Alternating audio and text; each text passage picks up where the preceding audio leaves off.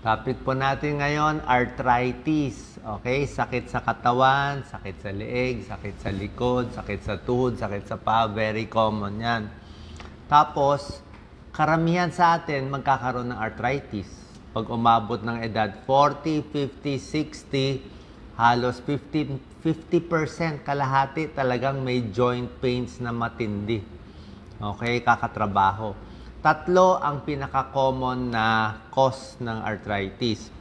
Number 1, ito yung osteoarthritis.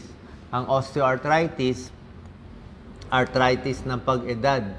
Okay, pag tumatanda tayo, siyempre wear and tear yan. Itong mga joints natin, yung cartilage, hindi na ganun kakakapal, napupudpud. Pati yung mga joint fluid natin, nagkukulang. Kaya yung mga buto natin, dapat nga may parang kalso yan na hindi maganda ang galaw. Pero mapapansin nyo, mas matunog na yung tuhod mo, mas matunog na yung leeg mo, pati likod mo. Kasi nga, numinipis ang cartilage. Old age to. Pero kung mas marami kayong trabaho, mas lumalala yung osteoarthritis. Ngayon, ang tips natin, paano maiiwasan tong mga osteoarthritis at ibang arthritis bago pa mangyari. So, meron tayong food tips mamaya, anong kakainin at yung mga ibang gagawin. Isa ding common ang rheumatoid arthritis. Rheumatoid arthritis, inflammatory condition to, ibig sabihin autoimmune disease. Yung katawan mo ang sumisira sa sariling katawan. Minsan common to sa edad 40 sa mga babae. Pag rheumatoid arthritis, namumula, namamaga ang joints.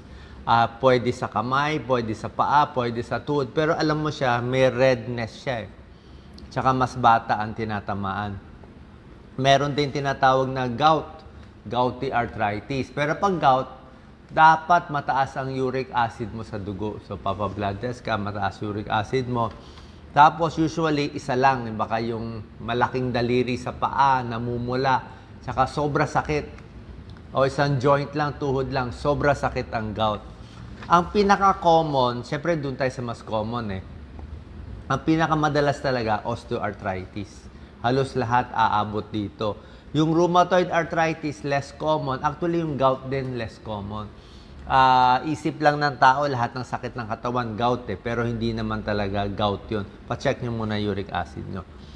So, bago ko bigay itong mga foods na kakainin, meron tayo muna mga tips. Actually, mga 12 tips to na napakahalaga para hindi tayo umabot doon sa arthritis. O kung may arthritis man, hindi ganun kalala. Number 1, sa mga nakikinig, dapat talaga tigil sigarilyo. Maraming pag-aaral, yung mga naninigarilyo, pareho yung lala ng sira ng mga buto nila at joints. Mas masakit ang katawan basta smoker. Mas namamaga yung katawan basta smoker. Osteoarthritis, rheumatoid arthritis, pareho mas malala. Number 2, kailangan magpapayat talaga. So, mas mataba, mas overweight, mas maraming arthritis, mas tumatabingi ang katawan. Bakit? Palagay natin, overweight kayo 10 pounds. Ito, nakaupo ako sa silya. Itong silya, parang 10 pounds to So, ibig sabihin, overweight ka 10 pounds, parang may nakapasan na 10 pounds na silya sa likod mo kahit saan ka maglakad. Biro mo, karga-karga mo yon kahit saan. So, pag pumayat ka ng 10 pounds, mawawala yung pressure sa tuhod, sa paa, sa likod, mawawala yung pressure, gagaan ka, lalakas ka Lalakas ka kaya hindi talaga pwede magpataba. At ang kakaiba pa sa losing weight, pag pumayat ka, pag tumaba ka ng 10 pounds, tumaba ka 10 pounds, overweight ka 10 pounds, yung hirap ng tuhod mo times 4. Ang feeling ng tuhod mo, hindi 10 pounds ang tinaba mo. Feeling ng tuhod mo, tinaba mo, 40 pounds. Iba, times 4 ang pressure sa tuhod bawat pound o kilo na dinagdag mo sa sarili mo. Number 3, kailangan galaw-galaw. Okay? Anong klaseng galaw ang pinakamaganda para makaiwas sa arthritis? Kulang kasi sa galaw yan Pwedeng lakad, pwedeng swimming, pwedeng biking, yung mga simple lang. Konting akyat baba ng hagdanan, pwede rin yon. Ang ayaw mong exercise, lalo na pag tumatanda, nasa sa inyo naman pag kaya nyo, di ba? Pag kaya nyo, walang problema. Pero kung kayo ay normal na tao, hindi naman atleta, above 50 sa akin, hinay-hinay sa basketball, sa football, badminton, o yung mga takbo na marathon, lalo na pag semento yung tinatakbuhan, matatagtagan tuhod eh. Huwag nyo rin sobrahan. Okay, sabi ko nga, ilang steps in a day, kahit saan kayo magbasa, 10,000 steps in a day. Pero hindi ko papayo sa inyo 10,000 steps. Lalo na kung edad 50, 60 kayo, o yung may 60 years old, kaya na 10,000. Pero para sa inyo, sa akin, 3,000 steps lang minimum, pwede na. Kung kaya mo 5,000 steps in a day, pwede na yun sa akin. Sobra-sobra na yun. 5,000 steps para sa tuhod, para sa binti mo. Yung iba, mag-ano ka na lang, mag-light weights ka, bumili ka ng 3 pounds, 4 pounds na mga weights. Kung may edad na, kung mas bata pa, mas malakas. Mag-wall push-up ka. Pwede ka mag-upo tayo dito sa silya. Yan o, upo tayo. Okay, pwede may tulong na tinutulak mo, less pressure, pwede wala, mas maganda. Upo tayo, 10 beses lang yan, maganda yan sa muscle natin sa hita. Pwede rin yung squat, pero pag may edad na, baka matumba kayo sa squat. Upo, tayo lang sa silya, mas safe. So, yan yung mga exercise na maganda. Tapos, huwag din sosobrahan. Huwag kulang, huwag sobra. Kasi pag sinobrahan mo, may edad ka na, baka mapilay tayo, delikado. Oras na mapilay kayo, masobrahan nyo, baka hindi lang kayo 2 linggo baldado, baka 1 buwan, hindi na makalakad. Kasi mas matanda, mas matagal yung paghilom. Galaw-galaw pero regular lang. Unti-unti. Number 4, pwede mo gawin exercise snack. Anong exercise snack? Imbis na kumain ka ng pagkain na nag-snack ka, ang snack mo exercise. Nagtrabaho ka 1 hour sa computer, o lakad ka muna 5 minutes. Diba? O may ginawa ka ulit, nag-meeting ka 1 oras, akyat ka muna, akyat panaog sa hagdanan, mga 2 floor. So, sinisingit mo yung exercise sa buong araw. O mag-squat ka muna, o mag-wall push-up ka, o mag-dumbbell ka konti. So, buong araw, meron kang exercise para makadami ka. Dapat din may rubber shoes. Napakaganda ang rubber shoes. Hindi pwede talaga nakapaa o nakachinelas kasi matatagtag talaga yung paa natin. Maglalakad kayo sa malayo o balat na sapatos. Dapat talaga rubber shoes na maganda para ang mapupudpod yung rubber shoes ni tuhod nyo. Okay? So, ingat lang sa lakad, lalo na sa may edad. Unti-unti. Tapos sa lakad, dapat dun sa safe na lugar din para hindi kayo maaksidente. Number 5, iwas sa matatamis.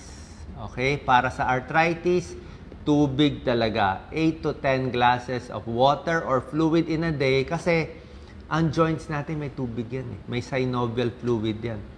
70 to 80% water yung joints natin. So, kailangan mo maraming tubig.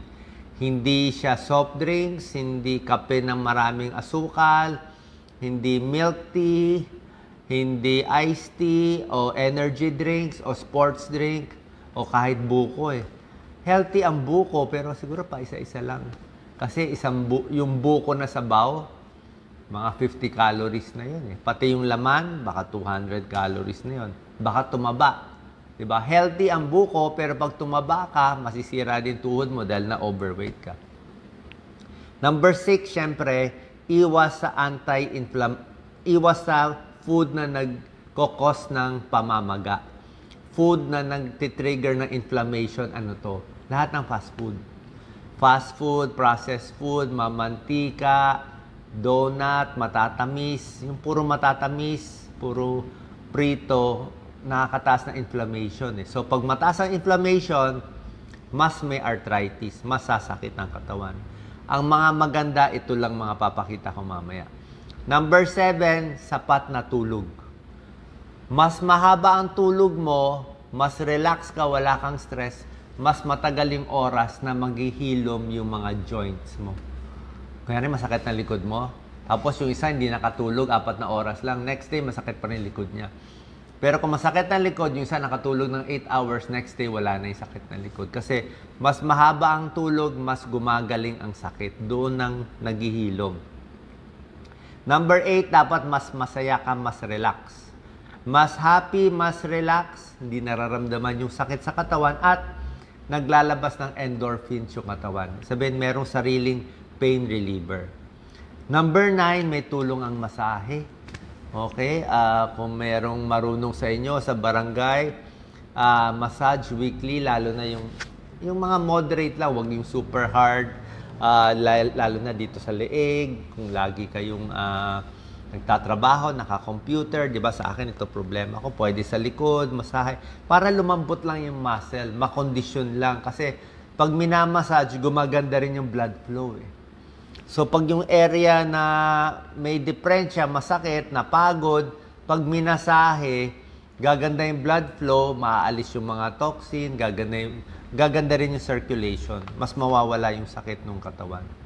At mas lalambot yung mga muscle. Iwas cramps, iwas sakit sa katawan.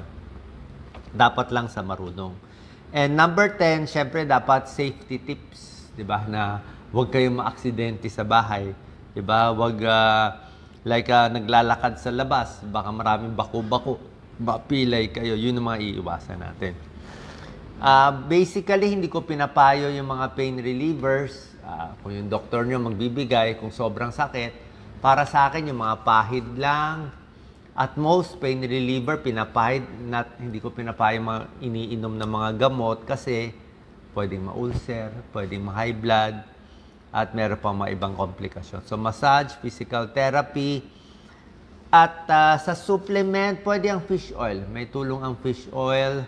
Pero basically, itong mga pagkain, mas maganda. Papakita natin, Dark green leafy vegetables, bawas rheumatoid arthritis. Yan, no? Bakit? Mataas siya sa vitamin A, vitamin C, vitamin K. Napakaganda. Yan, no? Broccoli, super ganda. Anti-cancer, meron siyang sulforaphane. Pag-aaral, nababawasan pa nga niya yung damage sa cartilage sa osteoarthritis. So, itong mga gulay na to, ito na pinakagamot ninyo. Pwede yan. Subukan nyo lang. Bawas lang sa mga fast food at matatamis at mamantika. Ito, sweet potato, carrot, red pepper, squash. Ang ganda ng kulay, oh. Orange and red. Mataas siya sa carotenoids. Mataas sa carotenoids, mga antioxidant yan, less rheumatoid arthritis din. Napag-aralan din siya pag mas maraming kakainin yun dito. Hindi delikado yung mga buto-buto na kinakatakot yung buto ng mga gulay at iba pa. Kung takot kayo sa gout, ang bawal talaga sa gout, alak, laman loob, karne. Yun talagang kalaban ng gout. Pero yung mga monggo, yung mga nuts, pwede siya. Basta sa tamang dami lang, okay lang yun. Red pepper, green pepper, napakaganda. Sobrang taas siya sa vitamin C. 1 cup niyan, meron mga pepper na hindi ganun kaanghang eh. Yung talaga, yung kinakain lang. Napakataas ng vitamin C niya. 75 mg, 90 mg. Nababawasan yung mga osteoarthritis. Onion, garlic, yan. Okay, meron siyang quercetin. Quercetin, bawas din inflammation. Ito yung mga anti-inflammatory. Kaya maganda siya sa maraming sakit. Olives, actually, prutas ang olives. Olive oil, mahal lang. Pero anti-inflammatory talaga olive oil. Sa mga mantika, isa siya sa mga maraming pag-aaral.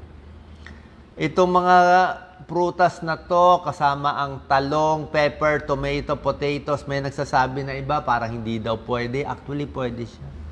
Hindi siya bawal sa may arthritis.